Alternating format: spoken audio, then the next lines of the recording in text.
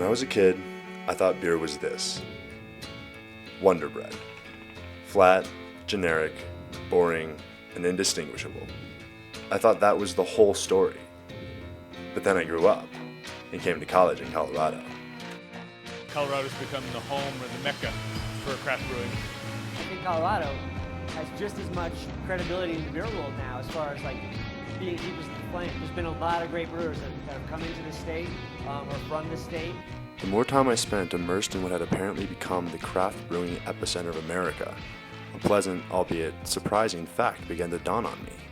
America is the place for beer. All the innovation that's going on here. So there are all these styles that we're just making up, and we're not going on anything historical whatsoever.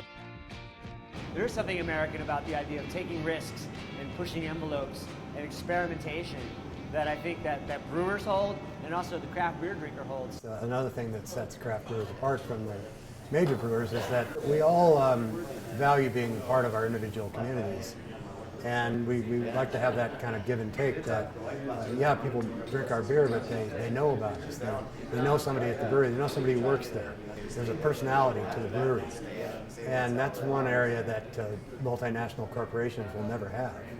There's nothing that beats, face-to-face, one-on-one communication. And so when we invest in folks on the street, be it branding or sales, that's important for us to be members of that community. And we actually live in these communities where we sell our beer and we make deep connections that way. One of the best things we can do is have people experience what we're all about right here. In the early days, that's one thing I did a lot in the evenings is go out to bars that carried our beer and just sit down at the bar and buy a couple people a beer, one of ours, and start talking about us and about the beer and how it's different. So it really was kind of that grassroots one-on-one situation. Craft beer drinkers, they want to know who's making their beer, and they want to have direct connections to those breweries. So craft is about more than just beer. It's about community. But if it's that simple, why is the movement just now catching on? Well, I'll tell you, the craft brewing industry is really kind of a resurgence from what it was when beer first started. If you go back in history, every town or most towns had their own brewery, and they had their local beer. And when Prohibition came around, things shut down. Prohibition was repealed. A lot of breweries just couldn't survive that 14 years or whatever it was. And so there was a lot less that opened after Prohibition than existed before Prohibition. So that was probably the first step in consolidation of the industry. There was kind of a long spell wherein you had some regional brewers, and then ultimately you had the big three, which are now the big two. And in that kind of downward spiral of the number of brewing companies, all the breweries made virtually the same kind of beer, the light American lager. And so they weren't competing on beer style or beer flavor, it was just cost. And once you get into a cost competition game, you're sunk if you're not the lowest cost producer. That led to the low point. But since the 80s on, I think that you've seen this movement, and it started, you can't not credit Jimmy Carter with actually legalizing home brewing. He was the first president to do that after all that drought.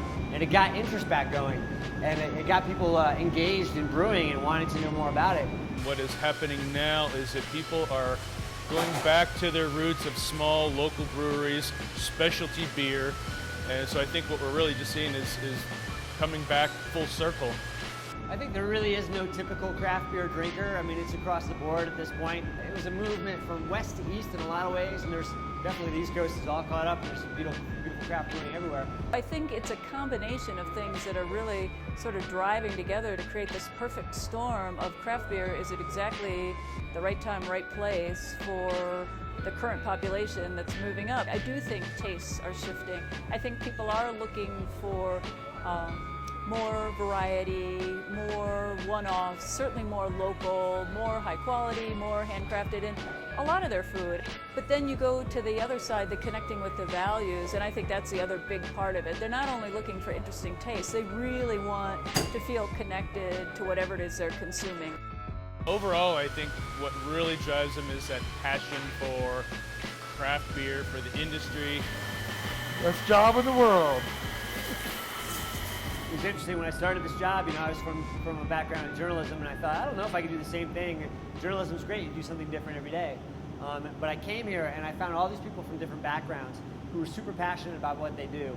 And there was an anecdote early in my days when I was trying to write a beer called Beer to Mars. And our brewmaster, Peter Boucard, is notorious for not wanting to talk about styles of beer. And I said, Peter, what's in this beer? What is the style of this beer? And I was kind of a little bit nervous, you know, because it's my first assignment to really write about the beer here. And he's like, let me show you. He takes me to his desk and he opens a book about Victor Horta, who's a Belgian architect. And he says, this is what I wanted to put in that beer. And the guy did very vinous, but structurally strong staircases and things. He's like, the structural integrity, I want that. But the organic nature of the leaves, I want that. He's like, this is what I'm putting in the beer. And I'm like, well, you just blew my mind, sir. And at the same time, I mean, that's the kind of passion and inspiration that I see all around me in craft brewing. It's fun to be around. All right, so the Big Two were largely responsible for the consolidation of the industry following Prohibition. But that was more than 50 years ago.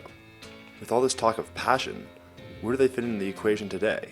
Not to say large brewers aren't passionate about what they do, but it's become much more formulaic. You want me to talk about watered down beer first? They have such a huge market. You know, craft brewing is such a small percentage. Sure, we're competitors. Sure, we're always out for that same market. But our biggest competitor is the big breweries.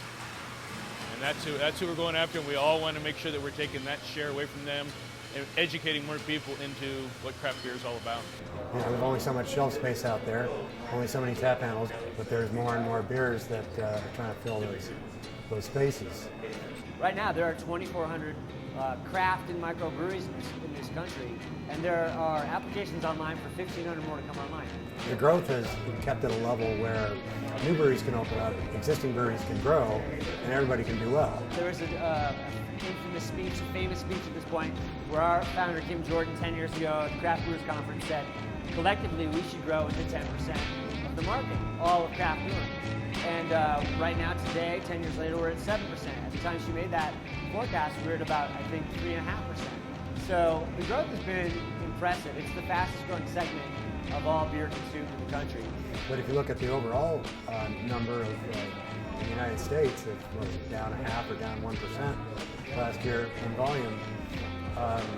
That's the big guys competing with each other and not being able to grow. And so since they can't grow in their core brands and what they've always done, then they look around and say, well, what's growing? Well, craft beer. And so, I mean, they've known that, but there's different strategies that I see large brewers taking. One is to try and buy craft brewers. Another is to try and make beer that is craft style, and in some cases kind of hide the fact of who made it. The large brewers, I mean, they want to continue to grow, they want to continue to be profitable, so they're going to look anywhere they can to be able to accomplish that. So what are craft brewing's odds in a face-off against the Big Two? They don't seem too high. But maybe a face-off isn't what the future holds. There's an organization, a national organization called the Master Brewers Association, and for years and years and years, it had just been Bud Miller Coors brewers who would go and they'd look at each other and drink beer. They'd drink Bud Miller Coors. They'd only drink their own beers. But when the craft business started, I remember Doug going to his first meeting, and they were so excited to see him because they work for this large corporation where they're held to the bottom line, but fundamentally they're passionate about what they do too, and they were so excited to see these new brewers and these new ideas and these new beers. And so they finally crossed the line. If you're a Bud brewer, instead of only drinking Bud when you're at the Master Brewers, you could drink some of these small craft beers. You know, I wouldn't say we're gunning for the big guys. I think that we are trying to expand people's tastes and their experience with beer. In terms of evolution, there's no good beer or bad beer as long as it's clean. It's just what style you like. So despite what many members of the craft beer community may think, maybe the big guys aren't necessarily the bad guys. The large brewers have been doing this for a long time. They make excellent beer. They just make very narrow styles of beer. So we can think that they're less interesting, but they know exactly what they're doing with brewing. So I think the mixture between the two actually is a really positive thing. When, say, Coors comes out with Blue Moon, it serves as an entry-level beer. They make it available everywhere. So that offers a benefit to us. The distribution systems that have been put in place by the major brewers over the past 50 years offer a huge advantage to us. I think there's a lot of room for them to be operating both side by side and collectively, but I think it's going to be a really, really long time before they look anything like each other. But until they do, I guess people have a choice. It's like a lifestyle type of product, and people are engaged in it in a very deep way, a meaningful way. We're building something together, and that means a lot. I think people want to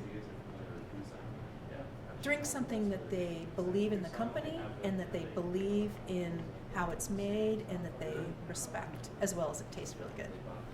Beer, I'm sure you've heard this term, is an affordable luxury.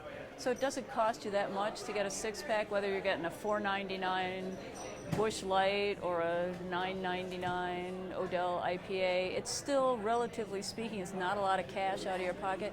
So people will make the decision to buy beer all the time. And I think that because this product is a very public one where people see what you're drinking and you're sharing it with other people, that you want to be seen as making the right choice in what you drink. There's an analogy about, if you